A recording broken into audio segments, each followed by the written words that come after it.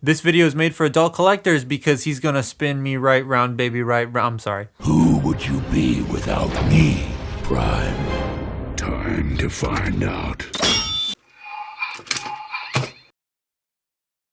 Oh, great. I just marked up the wall with his paint. No. Ah.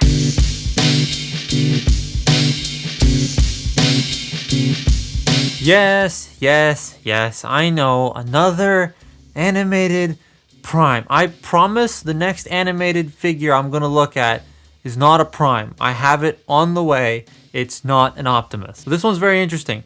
Thanks to Bai, by the way. They aren't directly sponsoring this video, but they did help me acquire it, so I still want to thank them, and I will link them below. They don't know I'm doing this, but whatever. And also, quickly, again, I have Patreon. There's 2 exclusive videos up there now, along with a couple of behind-the-scenes photos of things. That's completely how you say the word behind, totally. So if you want to go check it out, you can. It'll be linked in the description down below. I'm starting this off in truck mode because of the gimmick, and this is massive. It's like if Prime were to get a Commander class toy today, that's how big this truck mode would be. Like, it's so damn huge. I wasn't expecting it when it came in, but look at it. That's a leader class next to it. I will say the wheels are very close together in the center. It's not detrimental to the toy's balance because he has 2 extra wheels underneath for the gimmick, but if he didn't have those, he would tip forward. It's just a bit, it looks weird to me. This being a Takara animated toy, it is covered in metallic plastic and metallic paint, and not gonna lie, I don't like it. It's chippable and it looks off to me. In the cartoon, they were very flat colors. There wasn't a lot of metallics going on from what I can remember. And here it looks very odd. Like on all the animated toys to me, it looks very out of place. The axe can store on the back of the truck and it looks stupid, so I take it off. Take it off. Take it. Oh, come on, get off there, you stupid idiot. He does have the feet hanging out the back too, which seems to be the curse of like every animated Prime, including the activators. He does make noises in this mode and does not shut up. So he makes noises. That is a thing that toys used to do back in the day, you remember that? This is annoying me. This entire shoot, it has not stayed in place. But when the camera's not on, it's completely fine. You got a button here, and then 2 cleverly hidden buttons in the lights. So this one...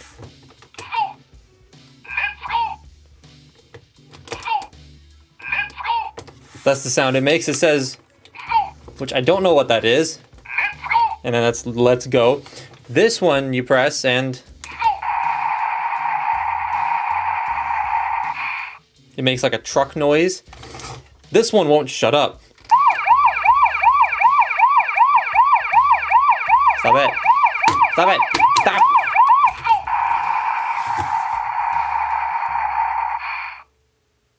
It's very annoying. Now for this thing's transformation, I love it. It spins itself into robot mode, well, half of it. And all you gotta do is like yell, let it rip, or... Ninja go! It won't stop making noises at me. Okay, so you wanna push it. It's over here right now with all my, you know, stuff. You have to push it forward. Now the 2 wheels that... Oh my God. The 2 wheels that let it... Oh my Lord. 2 wheels that let it go are, oops, these 2 right here, right? They stop it from tipping. They also trigger the mechanism. Don't make any noise. So you gotta push it forward, right? Now you want to grab it from here and push. But the problem with that is the wheels are at the front. So when you push it from back here, sometimes it doesn't really get it. Sometimes it just doesn't like get traction. Like, see, it's not doing the thing. It's just yelling at me. So what you want to do is hold it from the back and sort of like push it forward. Oh my God. And then you push and it... I literally have no desk space for this. And there it goes. Now it's clicking like that because it has a natural stopping point, like this figure, like the arms and stuff. So that clicking is the mechanism stopping and then disconnecting. So you're not going to break it if you overspin it. You can do both ways too.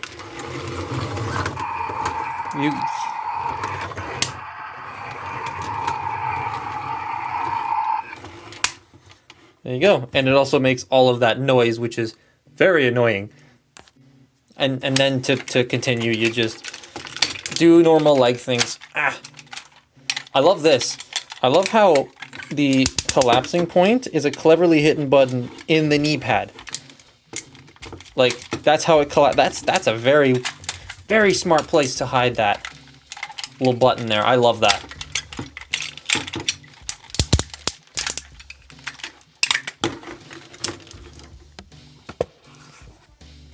The rest of it, though, is just very generic, like, animated Optimus Prime conversion.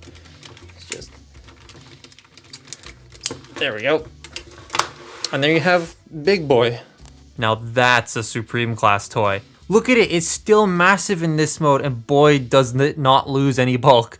He's got a wide torso, massive fucking dumpy, and huge stompers. He looks impressive, and boy is he heavy. You could probably lift weights with this thing, honestly. It weighs a lot. The axe does slot into either hand, and they both have different gimmicks on them. Put it in the left hand and press the lever on the back, and his axe goes forward in like a punching action. That feels like a very movie Prime thing to do. Who would you be without me, Prime? Time to find out.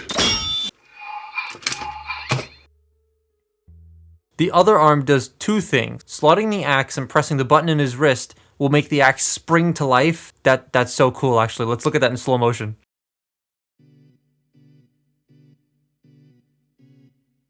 But it also does something else. I'm an idiot. I shot this entire sequence I'm about to do now, but I forgot to press the record button on the camera when I did that yesterday, and I went to edit it, and I was like, oh, I can get this video done on the weekend. This is Wednesdays. It's great.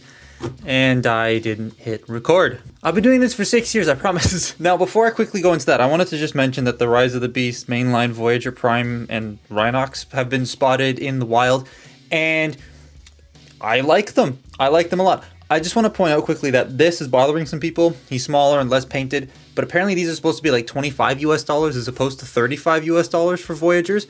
So I'm totally okay with them missing a couple of things if they're going to be cheaper, because that's just a lot nicer. What's the last gimmick this thing does? I don't know why I did that. So the other arm, like I already showed off the punchy thing. Looks like he's doing something else there that he probably shouldn't be. Anyways, the axe. So this arm doesn't have the same structure as this one. This one has this second, like, it's hard to show, but there's like a second little piece in here that keeps it straight so you can't bend this elbow down. This one doesn't have that. You can literally just ratchet it down. It sounds awful. Yeah, that sounds terrible. But when you pull this lever, it flicks up and flicks it down in a different way, and it makes noise. See? There's also a point where he'll say something. Say the thing. Come on.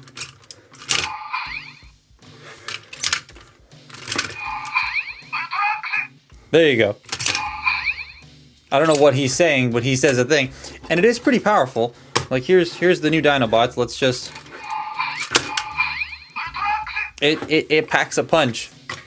It definitely does. These are great, by the way, and you need to buy them. But it is pretty neat. I like that a lot. I like how it's different from the other arm. I totally messed that up. Oh, for crying out loud. Now, one other thing I forgot to mention about this guy is the switch on the back. So, as you can see, I can freely turn his waist, right, without him transforming. But if you flick the switch this way, now he's stuck in the gimmick. I can rotate the wheels and he's going to start moving. So, I like how they give you the option of giving him a waist joint versus, like, the transformation. But he does get stuck with this massive diaper. It's kind of funny. Now, the chest button sound effects have changed now that he's a robot, and he does the coolest faceplate gimmick I've ever seen.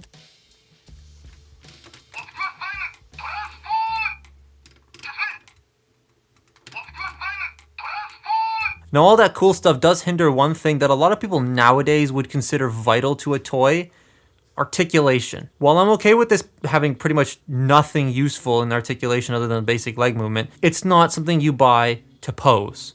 If you want an articulated animated Prime, you wouldn't really go for this one. You would go for, like, the Voyager, because you know the spin and change thing is definitely going to hinder a lot. But this thing is a lot of fun, and I grabbed it in box for $40 off of Buy, and honestly, that's a damn good price for the Takara one. If you can find either version for that price and something like this even mildly interests you, I would recommend picking it up. It's a lot of fun. And I have seen the Hasbro version twice, actually, at this point, go for about $30 to $40. I think it was $40 or something at ages 3 and up when I was there. It wasn't expensive.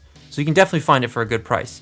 But that's my look at Rollout Command Optimus. Follow me on Twitter and Instagram, and I'll see you next time. Bye-bye.